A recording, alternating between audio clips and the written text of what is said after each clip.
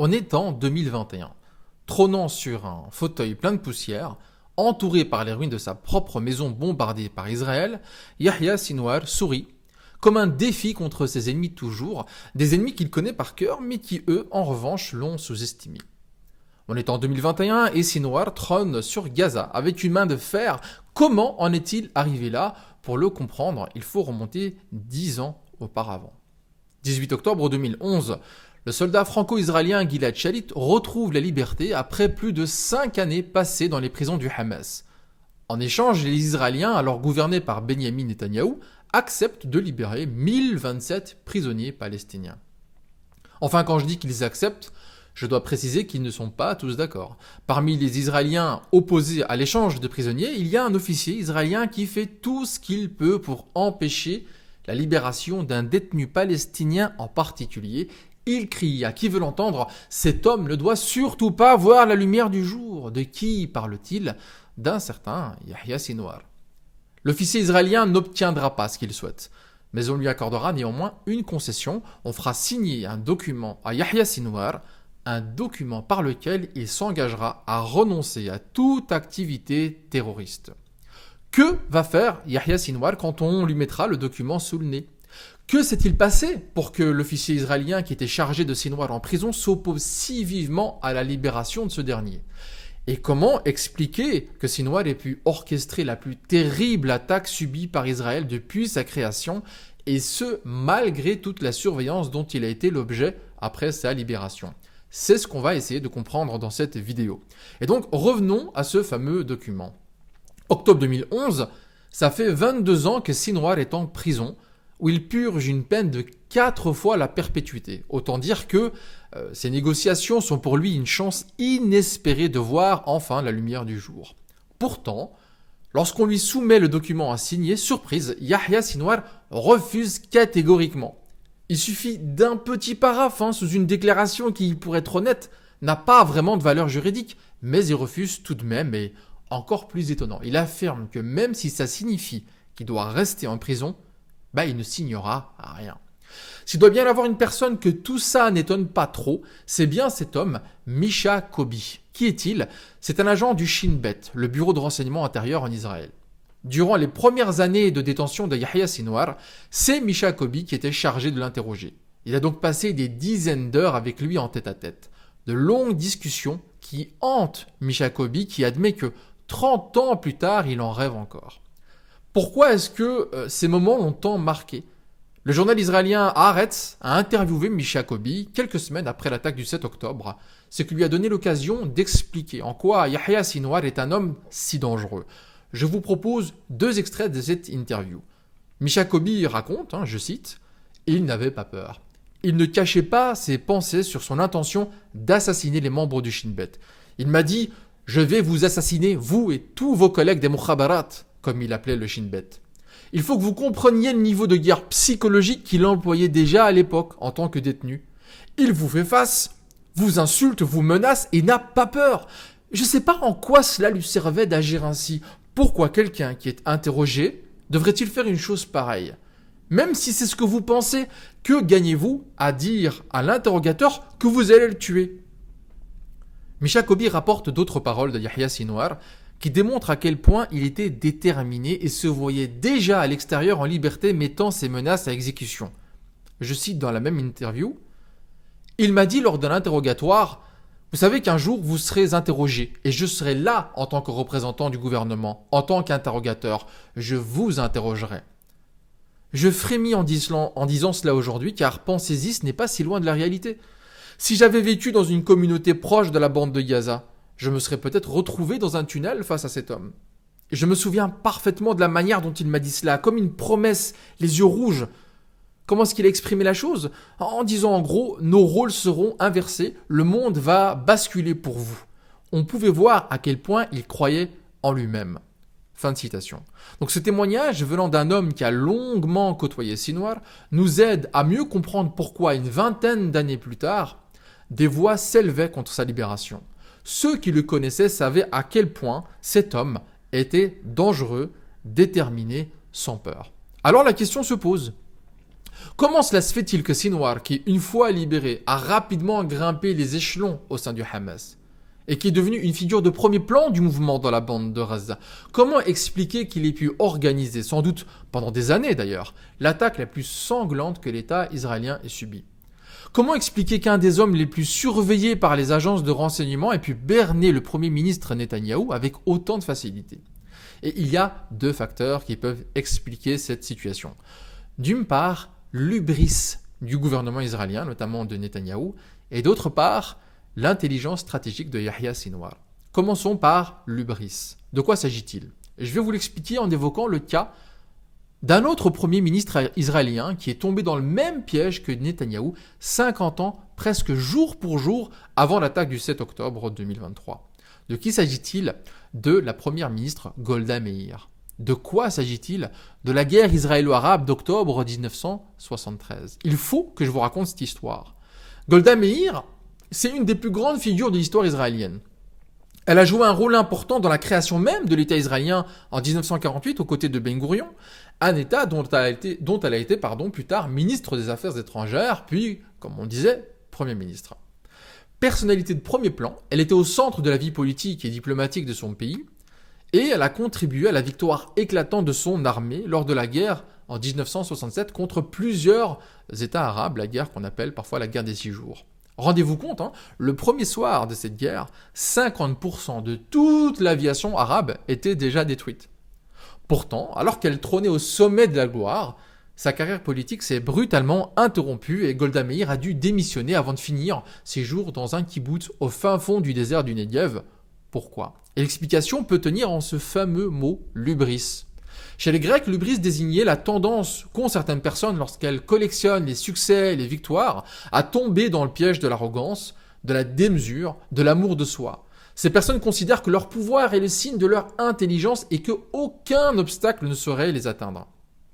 Or, après 1967 et l'humiliation infligée aux pays arabes, Golda Meir considérait que la force israélienne était tellement supérieure que les Arabes n'oseraient jamais entreprendre la moindre action contre les intérêts israéliens. Pétrie d'arrogance, elle se permettait de réduire les Palestiniens comme quantité négligeable, allant jusqu'à nier leur existence. Par exemple, dans des interviews qu'elle donne quelque temps après la victoire et l'annexion notamment de Gaza et de la Cisjordanie, lorsqu'on lui pose une question au sujet des droits des Palestiniens, elle répond « Comment pourrions-nous rendre des territoires occupés? Il n'y a personne à qui les rendre ». Elle enfonce le clou en affirmant « Il n'y a jamais rien eu de tel puisque les Palestiniens n'ont jamais existé ». Lorsque les services de renseignement israéliens, à plusieurs reprises, entre 1968 et 1973, ont essayé d'alerter Golda Meir sur des mouvements militaires suspects, notamment du côté égyptien, elle répond en balayant d'un revers de main ces informations, assurant que ce n'était que du bluff et qu'il n'y avait aucune raison de s'inquiéter. Pétrie d'arrogance, assurée de la suprématie de son armée, convaincue que les Arabes n'étaient que des beaux parleurs, Golda Meir n'a pas vu la menace grandir et c'est avec stupéfaction que la société israélienne assiste à la guerre de 1973, durant laquelle, si ce n'était l'intervention des États-Unis, les armées arabes l'auraient sans doute emportée. Pour avoir systématiquement minimisé les menaces, pour s'être enfermé dans une attitude hautaine et arrogante, et pour avoir en un mot succombé au piège de l'hubris, Golda Meir a été vivement attaquée, critiquée et in fine poussée vers la porte. Elle démissionne quelques mois plus tard après la publication d'un rapport d'enquête accablant et se réfugie donc dans ce petit village au fin fond du désert. Mais quel rapport avec les événements du 7 octobre 2023 ? Au fur et à mesure que le scénario de ce qui s'est passé ce jour-là se dessine, on comprend à quel point l'État israélien, son gouvernement, son armée et ses renseignements sont à nouveau tombés dans ce piège de l'hubris. D'ailleurs, de plus en plus, les experts et les observateurs font le lien entre les erreurs commises par Netanyahou et celles commises par Meir en 1973, comme ici avec le rapport d'un think tank américain spécialisé dans les questions de sécurité. Et tout ça, Yahya Sinwar l'avait très bien compris. Ce qui permet d'évoquer le deuxième facteur qui explique les événements du 7 octobre, l'intelligence stratégique de Sinwar. Durant les longues années qu'il a passées en prison, il a appris l'hébreu pour comprendre ses ennemis. Il a même entrepris de lire et traduire en arabe plusieurs autobiographies de généraux israéliens pour saisir jusqu'à leurs pensées intimes. Il a analysé l'histoire des conflits entre Israéliens et pays arabes pour cerner les failles qu'il était possible d'exploiter. En 2017, Sinwar devient le leader incontesté du Hamas dans la bande de Gaza. Il est donc en mesure de prendre le leadership en termes de décisions politiques et militaires. Pourquoi décide-t-il de lancer une attaque contre Israël quelques années plus tard, alors que le déséquilibre des forces n'a jamais été aussi grand? Cette attaque n'était-elle pas une forme de suicide politique et militaire? En fait, deux événements vont amener Sinwar à mettre en œuvre son terrible plan. Et ces deux événements sont liés à un certain Donald Trump.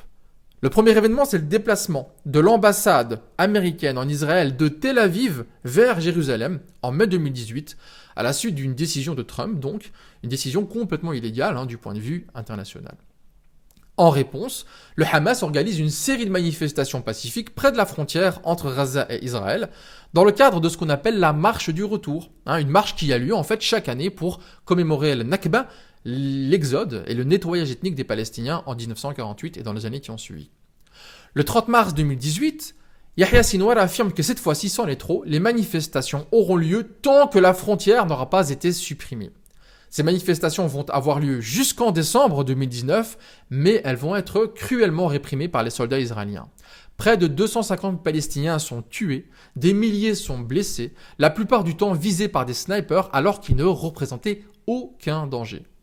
Yahya Sinwar comprend que la mobilisation pacifique n'a aucune chance d'aboutir. En vérité, il est probable qu'il le savait déjà. Il voulait juste montrer au monde à quel point la situation de Gaza était dramatique et que les Israéliens n'avaient aucune intention de fléchir. Mais quelques mois plus tard, un deuxième événement va rendre la situation politique de Gaza encore plus dramatique. Trump, encore lui, fait signer en septembre et octobre 2020 les fameux accords d'Abraham. Ces accords sont quoi? Sont des traités de paix entre d'une part Israël et d'autre part les Émirats arabes unis ainsi que le Bahreïn. En 2021, deux autres pays arabes rejoignent ces accords, le Soudan et le Maroc. Quelque temps plus tard, l'Arabie saoudite entreprend les démarches pour signer ces accords également. Avec l'échec des mobilisations pacifiques, avec la trahison des pays arabes signataires des accords d'Abraham, et avec la menace de voir d'autres pays arabes rejoindre ces accords, la Palestine et notamment la bande de Gaza est condamnée à disparaître véritablement de la scène internationale. C'est sans doute tout cela qui fait réaliser à Yahya Sinwar que la situation, elle est sans issue. Et c'est aussi ça qui rend Netanyahou si confiant. Parce qu'en fait, il faut bien comprendre cela, Yahya Sinwar va décider de jouer le jeu, de faire mine de se résoudre et de se résigner. Sous sa direction, le Hamas va entrer dans une logique de conciliation. En échange de permis de travail pour les Gazaouis qui pourront travailler ainsi sur le territoire israélien, en échange de camions de ravitaillement en nourriture, en médicaments et carburant, en échange de circuits financiers entre Gaza et le Qatar, en échange de tout ça, le Hamas diminue les signes d'agressivité et empêche les branches militaires de Gaza de lancer des roquettes ou des tentatives d'incursion. Pour Netanyahou, donc, tout va mieux dans le meilleur des mondes, jusqu'à ce fameux terrible jour du 7 octobre 2023, une attaque meurtrière par laquelle Yahya Sinwar va démontrer à quel point il a été redoutable dans sa stratégie, à quel point il a peaufiné son attaque pendant des années, mettant à profit ses connaissances du système israélien et des failles de la société israélienne. En fait, là où Sinwar a sans doute été pris au dépourvu, c'est dans la détermination de Netanyahou à reculer le plus possible le moment où il devra répondre de ses actes. Parce que alors que Golda Meir a accepté d'assumer ses erreurs et de s'éclipser discrètement, Netanyahou, lui, a décidé de rentrer dans une logique meurtrière inédite par son ampleur et son horreur, quitte à tuer ou laisser mourir les centaines d'otages israéliens prisonniers dans la bande de Gaza. On est en 2021, Yahya Sinwar sourit sur son fauteuil parmi les ruines de sa maison, pendant que Trump met en œuvre sa vision messianique d'Israël, pendant que Netanyahou se réjouit d'avoir envoyé les Palestiniens dans les oubliettes, pendant que des dirigeants arabes se pressent pour normaliser leurs relations avec Israël, Sinwar sourit sur son trône plein de poussière, conscient d'être sous-estimé par ses ennemis et donc libre d'organiser sa terrible et meurtrière réplique. 3 ans plus tard, le 16 octobre 2024, c'est sur un autre fauteuil, tout aussi empoussiéré, tout autant entouré de ruines qu'il va mourir. Après avoir subi les tirs d'un char, l'avant-bras droit arraché par les combats, il ne flanche pas, lance son bâton contre le drone qui le filme comme un dernier défi. Mais ses ennemis l'ont à nouveau sous-estimé. Parce qu'en dévoilant ces images, loin d'avoir humilié le chef du Hamas, ils ont contribué à rendre son image encore plus vivante. Et il y a fort à parier que cette scène va trôner encore longtemps dans la mémoire des Palestiniens et des témoins de leur souffrance.